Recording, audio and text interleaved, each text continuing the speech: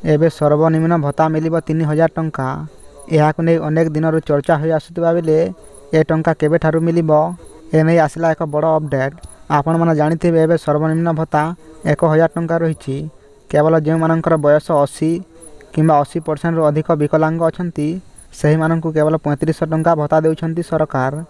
ବାକି ଥିବା ହିତାଧିକାରୀମାନଙ୍କୁ ଖୁବ୍ ଶୀଘ୍ର ମିଳିବାକୁ ଯାଉଛି 3000 ଟଙ୍କା। ଏହାକୁ ନେଇ ଜାରି ହେଲା ଗୋଟେ ବଡ଼ ସୂଚନା, ଯାହା ଆମେ ଭିଡ଼ିଓ ମାଧ୍ୟମରେ ଜାଣିବା। ଭିଡ଼ିଓକୁ ନିଶ୍ଚିତ ଭାବରେ ଶେଷ ଯାଏଁ ଦେଖନ୍ତୁ। ଆପଣମାନେ ଜାଣିଥିବେ ନିର୍ବାଚନ ପୂର୍ବରୁ ନୂଆ ସରକାର ଘୋଷଣା କରିଥିଲେ ଯଦି ସେମାନେ ନିର୍ବାଚନରେ ଜିତୁଛନ୍ତି ତାହେଲେ ସମସ୍ତ ହିତାଧିକାରୀଙ୍କୁ ମିଳିବ 3000 ଟଙ୍କା ଭତ୍ତା। କିନ୍ତୁ ଏହା ଏବେ ପର୍ଯ୍ୟନ୍ତ ସମ୍ଭବ ହୋଇପାରିଲା ନାହିଁ।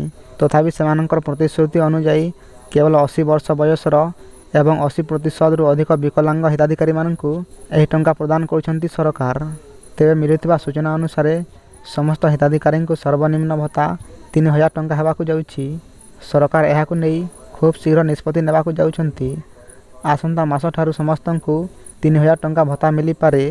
ସେଟା ବିଧବା ଭତ୍ତା ହେଉ କି ବିକଳାଙ୍ଗ ଭତ୍ତା ହେଉ କିମ୍ବା ମଧୁବାବୁ ପେନ୍ସନ୍ ହେଉ, ସମସ୍ତ ହିତାଧିକାରୀ ଏବେ ପାଇବେ 3000 ଟଙ୍କା ଭତ୍ତା।